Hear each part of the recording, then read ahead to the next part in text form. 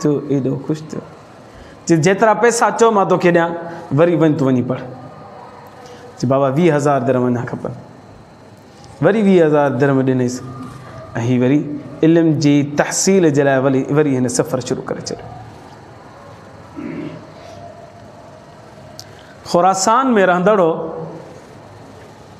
सफ़र कयईं शाम जो, मिस्र जो, ईरान जो, हिजाज़ जो, यमन जो, इन्हनि शहर में कूफ़े जो, इन्हनि शहरनि जे अंदरि हुन इल्मु हासिल करण जे लाइ मुतअद्दिद असफ़ार कया। इमाम अहमद बिन हंबल रहमतुल्लाह अलैह फरमाए थो, इमाम अहमद बिन हंबल जो बि ईअं सम्झो वॾो हो। इमाम अहमद बिन हंबल रहमतुल्लाह अलैह फरमाए थो त तहसील इल्म जे लाइ पंहिंजे दौर जे अंदरि अब्दुल्ला बिन मुबारक जेके सफ़र कया न, कंहिं बि अहिड़ा सफ़र कोन कया।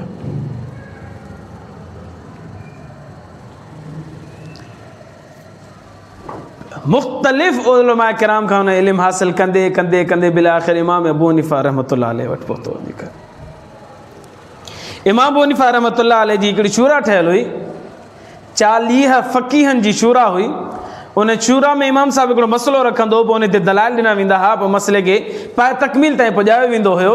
उन जे अंदरि जेके मेंबर हुया न 40 ॼणा, उन्हनि मंझां हिकिड़ो अब्दुल्ला बिन मुबारक रहमतुल्लाह अलैह। अहिड़ो वॾो फ़क़ीह ऐं मुहद्दिस थियो जो इमाम अबू हनीफ़ा जेका शूरा ठाही, उन शूरा में जो नालो बि थियो।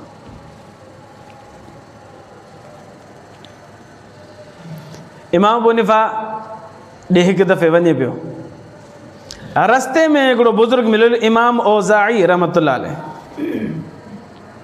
इमाम औज़ाई रहमतुल्लाह अलैह चयोसि त अब्दुल्ला केॾांहुं थो वञे, ॿुधाएसि कूफ़े थो वञा। इमाम औज़ाई फरमायो त मूंखे ख़बर पई आहे त कूफ़े जे अंदरि हिकिड़ो अहिड़ो आलिम आहे जेको पंहिंजी तरफ़ां मसइला बयानु कंदो आहे। मशहूरु उन दौर जे अंदरि इहो थी वियो त इमाम अबू हनीफ़ा पंहिंजी तरफ़ां थो मसइला बयानु करे। मूंखे ख़बर पई आहे त पंहिंजी तरफ़ां मसइला बयानु थो पियो करे। इमाम अब्दुल्ला बिन मुबारक रहमतुल्लाह अलैह वटि इमाम अबू हनीफ़ा जी हिकिड़ी किताब हुई, किताबुर रहन। चई साईं 2 ॾींहं मसइलो, हीअ किताब त पढ़ो। किताब जॾहिं पढ़ी हुन पूरी कई त पोइ वरी इमाम औज़ाई जॾहिं अब्दुल्ला बिन मुबारक जी किताब वापसि कई, वापसि करण महिल चए पियो त हिन आलिम खे पकड़ मज़बूती सां, कॾहिं बि न छॾिजांइ। हिन जो इल्मु उन जॻह ते पुॼियल आहे जेको कंहिंजो बि इल्मु कोन थो पुॼी सघे।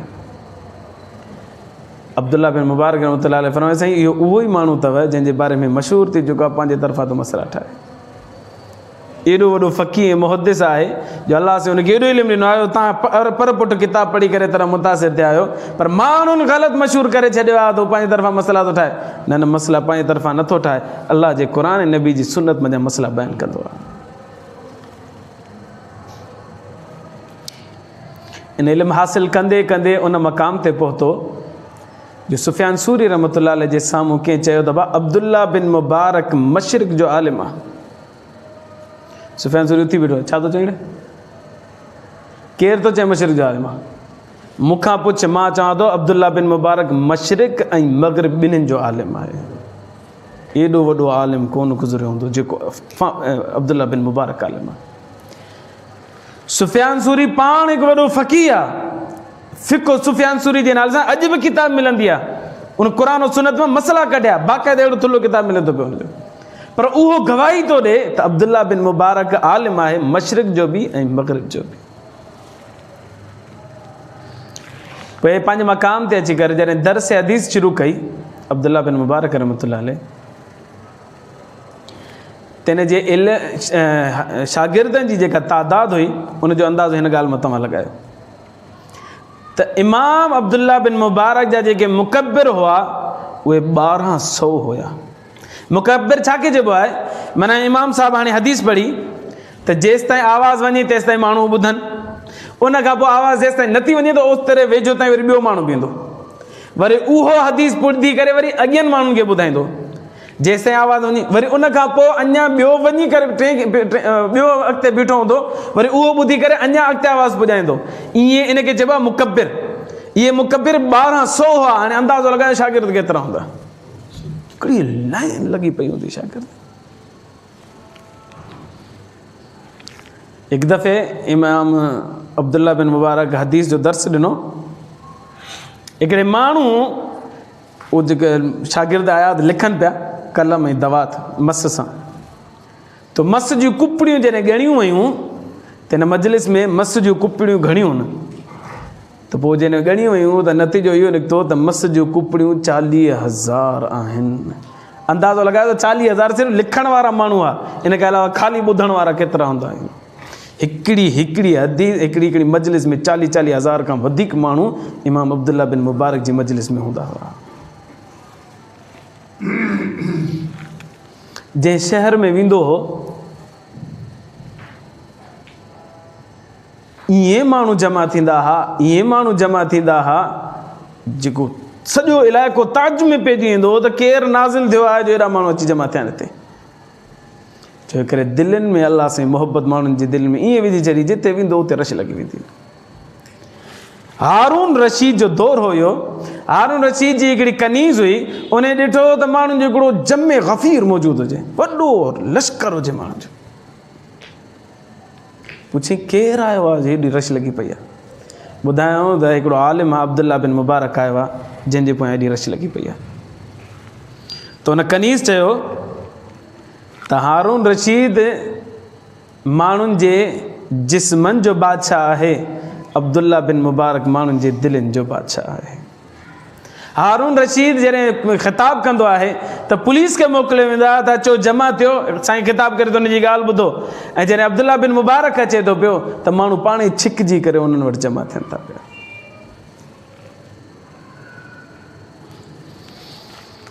4 वॾा इमाम गुज़रिया आहिनि जिन जो इल्मु पूरी दुनिया में फैलिजियो।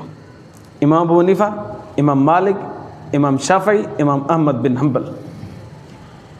अब्दुल्ला बिन मुबारक रहमतुल्लाह अलैह इमाम अबू हनीफ़ा जो शागिर्द हुयो, इमाम मालिक जो हम असर हो। कॾहिं कॾहिं मदीना मुनव्वरा में इमाम मालिक रहमतुल्लाह अलैह वटि ईंदो हुयो त इमाम मालिक पंहिंजी मसनद तां उथी करे, पंहिंजी जॻह तां उथी करे इमाम अब्दुल्ला बिन मुबारक खे विहारींदो पंहिंजी जॻह ते। अल्लाह तबारक व तआला इल्म हदीस में एॾो मक़ाम अता फ़रमायो अब्दुल्ला बिन मुबारक। उनजे अंदरि कुझु ख़ुसूसियात हुयूं, अल्लाह साईं तव्हां ऐं असांखे बि उहे ख़ुसूसियात नसीब फ़रमाए।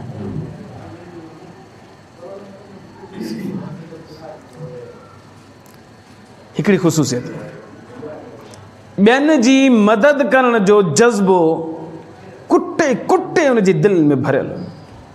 अब्दुल्ला बिन मुबारक एॾो जज़्बो हो जो जॾहिं किताबनि में पढ़ूं था त ताजुब में पइजी था वञूं, अल्लाह त हिन माण्हू खे कहिड़ो दिलि ॾिनो हो सीने जे अंदरि।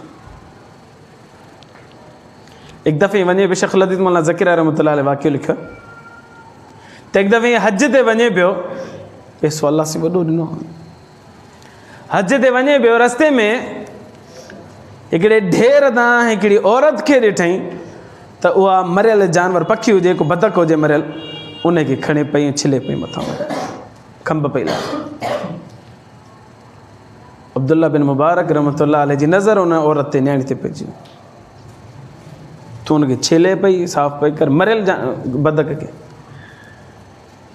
वेझो ते हुनखे चयो अम्मा छा थी खणी, जानवर मरियल आहे, हराम आहे, तूं छो थी खणी गंद तां, कंहिं माण्हू उछले छॾी आहे।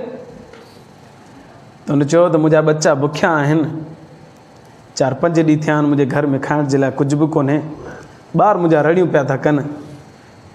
अब्दुल्ला साईं हे जानवर मरियल जानवर न खावां त ॿियो छा कयूं, कुझु बि कोन्हे खाइण जे लाइ, असां ग़रीब आहियूं, मुंहिंजो मुड़ुस बि गुज़ारे वियो आहे, नंढड़ा नंढड़ा ॿार आहिनि, मासूम रोअनि था पिया, उनखे कीअं मां सम्झायां त असां वटि कुझु खाइण जे लाइ कोन्हे, त सब्र कयो।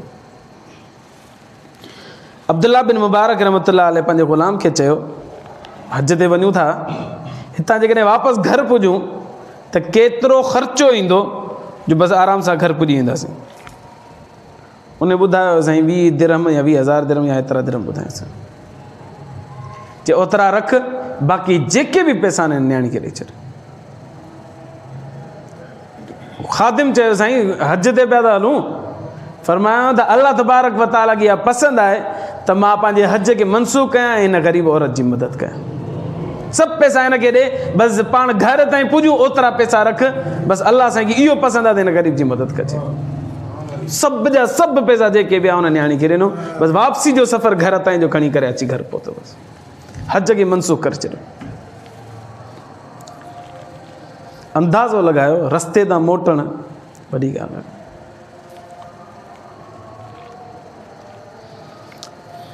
हज ते हिकिड़ी ॿी ॻाल्हि हुन जे बारे में मशहूरु हुई। हज ते जॾहिं बि वेंदो हो त आलिम हो, साले हो, माण्हू जेके गॾु हलंदा हुआ, रस्ते में मिलंदा वेंदा हुआ लश्कर, त उहे जेकॾहिं सुञाणींदा हुआ त पंहिंजा पैसा अमानतन अब्दुल्ला बिन मुबारक खे ॾींदा, साईं तव्हां रखो।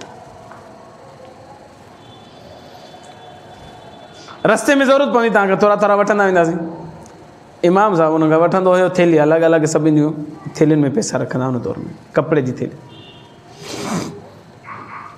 वठंदो रखंदो वेंदो, वठंदो रखंदो वेंदो। पोइ जेको बि घुरंदो हो हुनखे कॾहिं बि ॾींदो बि वेंदो।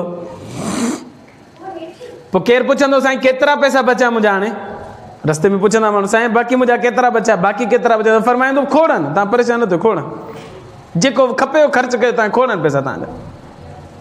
हज तां थी करे वरी वापसि माण्हू मोटंदा ऐं घर ते वञण वारा हूंदा। हाणे आख़िर में पुछंदा साईं जेकॾहिं कुझु बचिया त ॾियो, न आहे त ठहियो। त इमाम अब्दुल्ला बिन मुबारक ओतिरा ई पैसा हुनखे वापसि करे छॾींदो जेतिरा हुननि शुरू में ॾिना हूंदा। ख़र्च जे लाइ जेकॾहिं 50,000 ॾिनो या 60,000 ॾिनो, साईं रस्ते में ख़र्चु कंदा हलनि, उहे सभु जा सभु वापसि मोटाईंदो ऐं फरमाईंदो तव्हांजो हज मुंहिंजे तरफ़ां, मूं बसि तव्हांजो हज खयो पंहिंजे मथे ते। पोइ इहे हिकु ॿ न केतिरा ई माण्हुनि सां इहो मामिलो फरमाईंदो। पोइ माण्हू चवंदा साईं पहिरियां छो कोन ॿुधायो, जेकॾहिं अहिड़ी ॻाल्हि हुई त असां तव्हांखे पैसा ई न रखूं। त अब्दुल्ला बिन मुबारक रहमतुल्लाह फरमाईंदो जेकॾहिं मां ईअं चवां हा त पोइ त तव्हां वरी पैसा बि न रखो आहे, पोइ मूंखे इहा सआदत हासिल ई न थी आहे जेका हज वारी तव्हांखे जी ख़िदमत कंदे मूंखे हासिल थी आहे। सभु जा सभु सभिनि खे पैसा वापसि करे। हिकु दफ़े हिकिड़ो ग़रीब आयो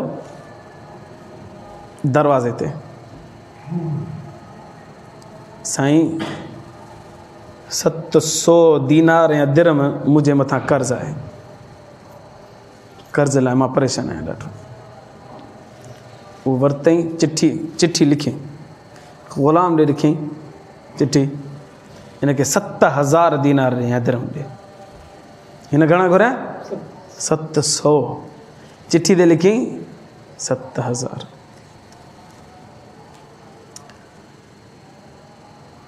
अल्लाह से करोड़ा रहमतूं नाज़िल फरमाए अब्दुल्ला बिन मुबारक रहमतुल्लाह अलैह जी क़बर जे मथां। किथे 700, किथे 7,000। पंहिंजे ख़ादिम खे जॾहिं पर्ची हथ में मिली, चई यार मुंहिंजे मथां कर्ज़ु आहे, साईं चयो आहे पैसा ॾे 700 दिरहम। उन चयो 700 न आहिनि, हिते त पैसा 7,000 लिखियल। साईं खां ग़लती थी, हलो वापसि हलो। वापसि जॾहिं अब्दुल्ला बिन मुबारक वटि आया, साईं दुरूद शरीफ़ पढ़ो, अल्लाहुम्मा सल्ली अला सय्यिदना।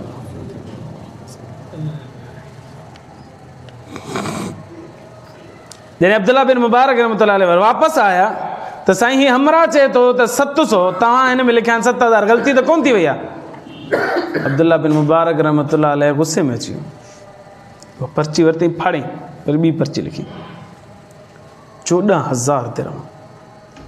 700 खां 7,000, 7,000 खां 14,000। ॾिस जेके लिखियल आहिनि ॾिस। हो वियो हुन चुप चुप करे जेके लिखियल हो सभु ॾिनीस। सभु ॾेई करे जॾहिं फ़ारिग़ थियो, आयो साईं हुन त माण्हू थोरा घुरिया, तव्हां एतिरा छो लिखिया? फरमायो नबी करीम सल्लल्लाहु अलैहि वसल्लम ने इरशाद फरमायो, जेके माण्हू खे तव्हां बग़ैर उम्मीद जे उनखे अचानक तव्हां ख़ुशी था ॾियो पिया, त हुन ख़ुशी जी बरकत जे करे अलाह साईं पोयां गुनाह माफ़ फरमाए छॾे थो पियो। हुन 700 घुरिया, मां 7,000 ॾिनामांसि। जीअं 7,000 मिलनि हा त हुनखे ख़ुशी थिए हा, पर तो उहो सॼो मोशन ई टोड़े छॾियो। वरी मूं 14,000 लिखिया, हाणे जीअं हुनखे मिलिया हूंदा केॾो ख़ुशि थियो हूंदो। उनजी बरकत सां अलाह साईं मुंहिंजे गुनाहनि खे माफ़ फरमाए थो।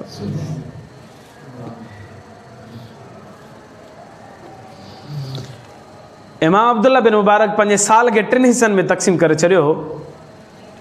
हिकिड़ो हिसो साल में हिकिड़ो वक़्तु हज जे लाइ गुज़ारींदो, हिकिड़ो वक़्तु इल्म हदीस हासिल पढ़ाइण जे लाइ गुज़ारींदो, ऐं हिकिड़ो हिसो वरी जिहाद जे लाइ गुज़ारींदो। साल खे 3 हिस्सनि में तक़सीम कयो, जिहाद में हलियो वेंदो।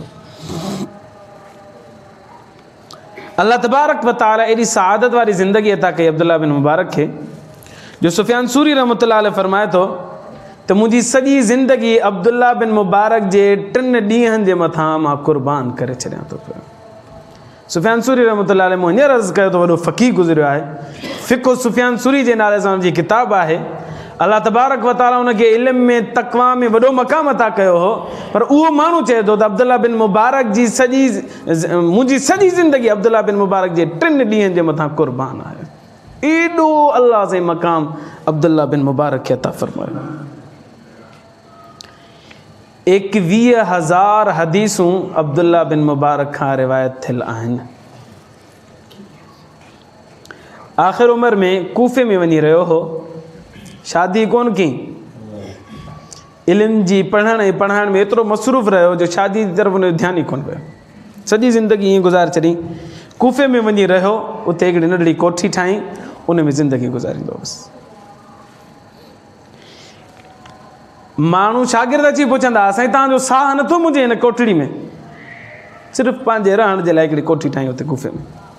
साईं तव्हांजो साहु नथो मुंहिंजे हिन कोठी में? अब्दुल्ला बिन मुबारक रहमतुल्लाह अलैह फरमायो, जेको माण्हू हर वक़्तु नबी करीम सल्लल्लाहु अलैहि वसल्लम सां गॾु ज़िंदगी साईं जन जी मजलिस में ज़िंदगी गुज़ारे, उहो कीअं बोर थी सघे थो ऐं परेशान थी सघे थो पियो। छा मतिलबु इहा त मां हदीस पढ़ां थो पियो, नबी साईं जो फ़रमान पढ़ां थो पियो, ई ॼण त नबी साईं जी मजलिस में हर वक़्तु वेठो आहियां, ऐं ॼण जेको नबी साईं जी मजलिस में हर वक़्तु वेठो हुजे उहो कीअं बोर थी सघे थो या साहु मुंझी सघे थो या परेशान थी सघे थो।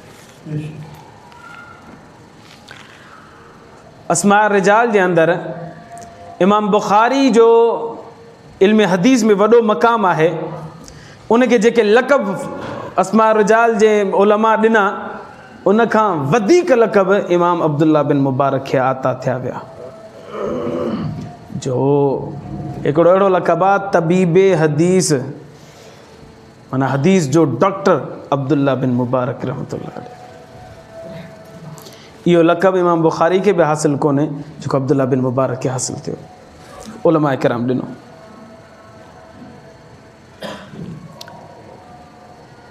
अब्दुल्ला बिन मुबारक जी हिकिड़ी आदत इहा हुई त नेकी जो अमल जेतिरो थी सघंदो हो लिकी लिकी कंदो, ॿिए सां भलाई जेतिरो लिकी थी सघंदो उहो कंदो।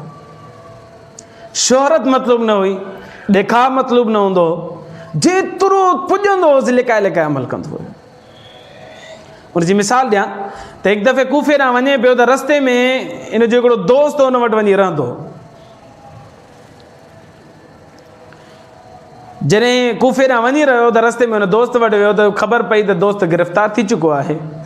पुछा करे छाजे कारण गिरफ़्तार थियो आहे, ॿुधायो वियो त हुनखे त कंहिं माण्हू जा 5,000 दीनार या दिरहम हुन जे मथां कर्ज़ हुयो, हिन अदा कोन कया आहिनि, हुन वञी कोर्ट में दायो, हिन खे गिरफ़्तार कयो वियो। हाणे जेसीं इहो कर्ज़ अदा न कंदो तेसीं ताईं आज़ादु नथो थी सघे। अब्दुल्ला बिन मुबारक वियो, जंहिंजा कर्ज़ हो उनखे ॻोल्हे करे वञी करे 5,000 दिरहम ॾिनीसि। अचे दाई तुंहिंजो कर्ज़, महिरबानी करे जेको ई तो ॿुधायो आहे हुनखे आज़ादु करे छॾ। हिन वञी करे आज़ादु करे छॾ। जॾहिं ॿाहिरि निकितो त सोचणु लॻो त मूं कर्ज़ अदा ई कोन कयो आहे, मूंखे छो आज़ादु कयो? पुछा कराई माण्हुनि खां, उनखां कंहिं ॿुधाईसि कोन। कर्ज़ वारे सां हिनखे जहिड़ो हो, उन ॾे वियो कोन, जंहिंजो कर्ज़ अदा थियो कंहिं कयो अदा। सॼी ज़िंदगी उहो माण्हू परेशान रहियो त मुंहिंजो कर्ज़ कंहिं अदा कयो ऐं मां कीअं आज़ादु थी वियुसि। जॾहिं अब्दुल्ला बिन मुबारक गुज़ारे वियो, पोइ कंहिं माण्हू हिनखे ॿुधायो त तुंहिंजो कर्ज़ अब्दुल्ला बिन मुबारक अदा कयो हुयो, जंहिंजे करे तूं आज़ादु थी।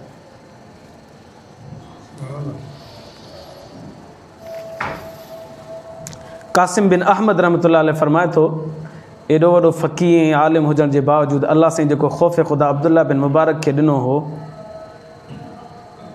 उहो क़ाबिल ज़िक्र आहे। अब्दुल्ला बिन मुबारक रहमतुल्लाह अलैह जे बारे में मां सोचींदो हुउसि। कासिम बिन अहमद रहमतुल्लाह अलैह फरमाए थो, जेको दोस्त हुयो या हम असर हुयो या शागिर्द हुयो इमाम अब्दुल्ला बिन मुबारक जो, उहो फरमाए थो, मां सोचींदो हुउसि त जेका इबादत अब्दुल्ला बिन मुबारक करे थो पियो असां बि कयूं था पिया, जेको इल्म हदीस उन हासिलु कयो आहे असां बि कयूं था पिया, शागिर्द उन जा बि आहिनि, शागिर्द असांजा बि आहिनि, पर अल्लाह तबारक व तआला जेका क़बूलियत अब्दुल्ला बिन मुबारक खे ॾिनी आहे असांखे कोन ॾिनी आहे, छो? फरमाए थो त मां सोचे बिल आख़िर मुंहिंजे दिलि फ़ैसिलो कयो त जेको ख़ौफ़ ख़ुदा अब्दुल्ला बिन मुबारक जे दिलि में आहे उहो असांजे दिलि में कोन्हे।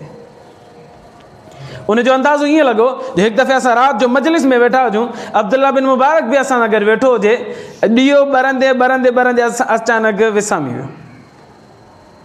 झटपट हिकिड़ो ॿियो उथियो शागिर्द, उन अची करे ॾीओ ॿारियो त ॾिसे त अब्दुल्ला बिन मुबारक जे अखियुनि मां ज़ारो कतार ॻोढ़ा पिया विया। मूं पुछियो मां साईं तो रोऊं छो था, छा थियो? फरमायो ॾींहुं विसामजी वियो न, जीअं ऊंदहि थी वई मूंखे क़बर जी ऊंदहि यादि अची वई, इन जे करे मुंहिंजे अखियुनि मां ॻोढ़ा पिया विया। इहो ख़ौफ़ ख़ुदा हुयो अब्दुल्ला बिन मुबारक जे अंदरि, जंहिंजे करे अल्लाह साईं उन की इहा क़बूलियत अता फ़रमाई। सलमान बिन यसार रहमतुल्लाह अलैह फरमाए थो त सहाबा किराम में अब्दुल्ला बिन मुबारक में मूं थोरो फ़र्क़ु ॾिठो।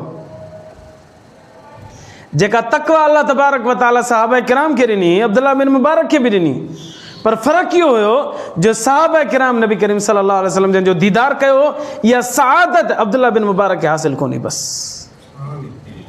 बाक़ी जेका तक़वा सहाबा किराम में असां पढ़ीसूं ॾिठीसूं, उहा साॻी तक़वा अब्दुल्ला बिन मुबारक में बि ॾिठी। जेको ख़ौफ़ ख़ुदा सहाबा किराम में बि ॾिठो अथई, साॻियो ई ख़ौफ़ ख़ुदा अब्दुल्ला बिन मुबारक में बि ॾिठो अथई।